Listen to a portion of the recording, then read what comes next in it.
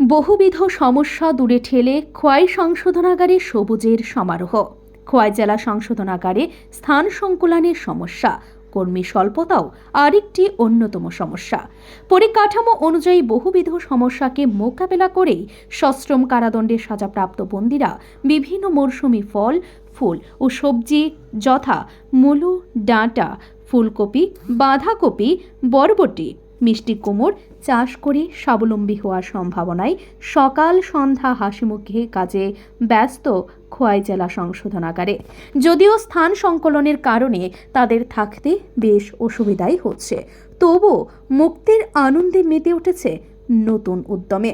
সংশোধনাগারগুলিতে যদি আবাসিকদের মধ্যে অপরাধ প্রবণতা কমিয়ে নতুন করে জীবনের স্বপ্ন দেখানো যায়, সেটাই চাইছে কারা কর্তৃপক্ষ।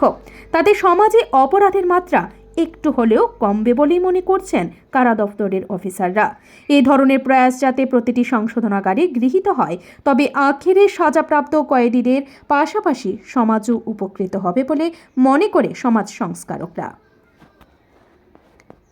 খোয়াই থেকে অনুব্রত চৌধুরী রিপোর্ট, ডিজিটাল ত্রিপুরা। আমি সাজাপ্রাপ্ত কয়েদি 3 বছর হয়েছে। ওই তো মূলা, তারপরে বাঁধাকপি, ফুলকপি, লচ্ছি, ডাটা, তারপরে কুমড়া ডাটা, এতে এইটি লাগানো হয়। সবজি চাষ করো তোমরা না? মানে শীত মৌসুমে।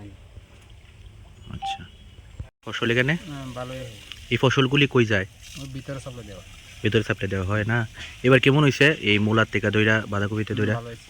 ভালো হয়েছে। আমি একজন সাবজেল স্টাফ, এখানে 3 বছর ধরে আমি আছি কর্মরত। আর বিভিন্ন ধরনের কয়েদির মাধ্যমে শাকসবজি চাষ করা হয় শীত মৌসুমে। ফুলকপি, বাঁধাকপি আর মূলা, লচ্ছিম, ডাটা এগুলা চাষ করা হয়, ভিতরে সাপ্লাই দেওয়া হয় এবং গভর্নমেন্ট রেভিনিউ দেখানো হয়। কীরকম ফলন হয়েছে এবার? মোটামুটি খারাপ না। কয়জন কয়েদি কাজ করে? 4 জন। এই যে পরবর্তীতে এই যে রেভিনিউটা যেটা এই টাকাটা কই যায়? এটা গভর্নমেন্ট ফান্ডে যায়।